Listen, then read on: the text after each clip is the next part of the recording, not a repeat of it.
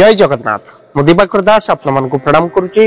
प्रतिवर्ष परी साधु संघ रामरंग कार्यक्रम जगतसिंहपुर जिला बिरड़ी ब्लॉक बालिया गोपीनाथपुर माँ देवी दुर्गा प्रांगण में अनुष्ठित होउची।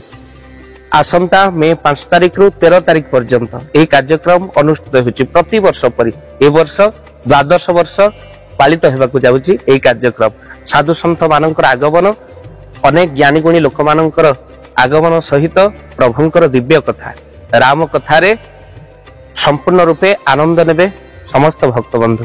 आगरू यही कार्यक्रम सरीगला परे हरि कथा कही गोटे वर्ष सुझीबाकू पड़े होइथिबा बाकी बुकर को, किंतु आज एका लागुनी। एइथिपई लागुनी काहेकि ना भक्ति दिवाकर चैनल सहित आपण माने जोड़ी होइचंते।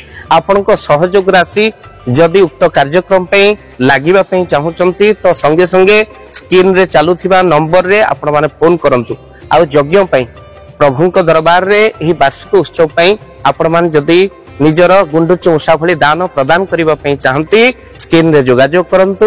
आ आमे दबु आपनको फोन पे नंबर आ से नंबर रे आपण माने उक्त राशि पठेई परिबे। 9 दिन धरी यज्ञ कार्यक्रम को आपण को भी निमंत्रण रहिला। केवल धन देई नुहे मन देई मध्य आपण सहयोग करि परिबे। ए वर्षर द्वादश वार्षिक साधु संघ रामरंग कार्यक्रम पे आपण समस्त को भक्ति दिवाकर चैनल तरफ रु निमंत्रण रहिला। आपण निश्चिंत आसीबे तो आपण को साधारण निमंत्रण साधु संघ रामरंग कार्यक्रम पे। जय जगन्नाथ, जय श्री राम।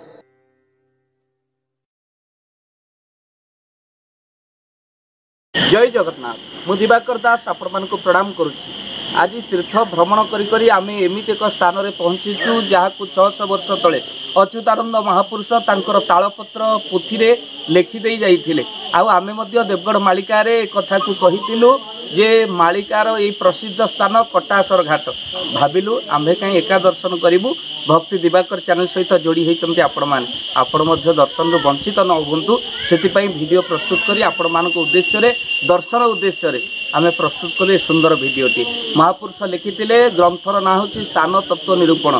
आउ जेउ देवगढ़ माटीर कथा कहिचंती देवगढ़ माटी जे देवता स्थान मुनि जनन को एतत्व गहन अर्थात से स्थान देवगढ़ माटी जो देवता मानकर स्थान बोली कह जाए देव मानकर गढ़ देवगढ़ माटी। आउ जोठी रही कटासर घाट आउ जोठी गुप्त गंगा रही। आ महापुरुष मध्य लिखिंट गुप्त गंगा जे अटे से स्थान मुनि जन को ये तत्व गहन कहले गुप्त गंगा अच्छा जो मुनि माने साधु माने आसी से स्नान करेंगे। आ गहन कथा समस्त को जना न था जो गुप्त गंगार प्रकटित होती भक्तबंधु। आ स्थान आपण मानक दर्शन करेलु जो रही प्रभु देवदेव महादेव नीलकंठेश्वर रूप में पूजा पाउछन।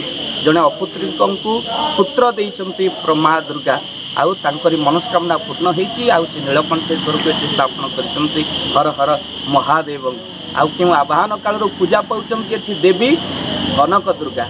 न देखिले आप विश्वास करें एत सुंदर जगह देवगढ़ ये घाटी उठिला बेले आपड़ देखते रम्यक स्थान हाथ जोड़ी हो जाए आपे आप गाड़ीटे अटकी जाए सी तार माँ को दर्शन कर सारा पर हाथ जोड़ी दिए कहे माँ मो संसार तो कौन तो अच्छी मो यात्रा को शुभ करी।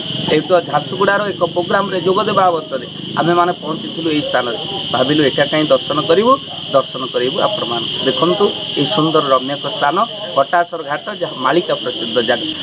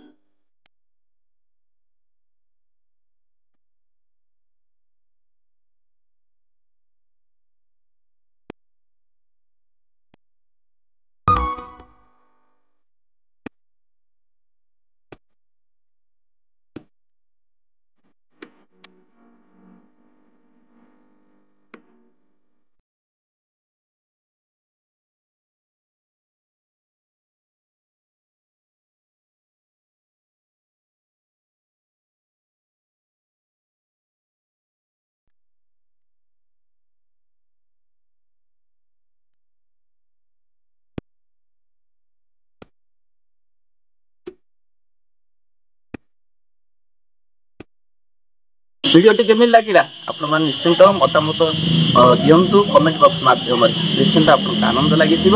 ଆଉ ଦର୍ଶନ କରନ୍ତୁ ପ୍ରତ୍ୟେକ ସ୍ଥାନ। ଜୟ ଜଗନ୍ନାଥ, ଜୟ ପରିଷଦ। नमस्कार मु श्री बंशीधर त्रिपाठी श्री श्री झुला गोपीनाथ जीउंकर सेवक दीर्घ दिन धरी यह सेवा कार्य आमको नियोजित करा जायछि एवं श्रद्धा भाव श्रद्धा स्नेह आंतरिकता भाव यही कार्य को सेवा माध्यम पूर्णता करने सदा चेष्टित। यही झुला गोपीनाथ निकट में दीर्घ 76 वर्ष धरी विश्व शांति महायज्ञ अनुष्ठित हो आसुअछि। एक पवित्र भूमि, सिद्ध भूमि, सिद्धपीठ एठी जेकोसी व्यक्ति जहाँ कामना करे ता पूर्ण होता है। श्री श्री झुला गोपीनाथ जी आशीर्वाद आज ये अक्षय तृतीया ठारू आसंता 4 दिन धरी यह महायज्ञ अनुष्ठित होब एवं आसंता बुधवार 26 तारिख दिन यार पूर्णाहुति।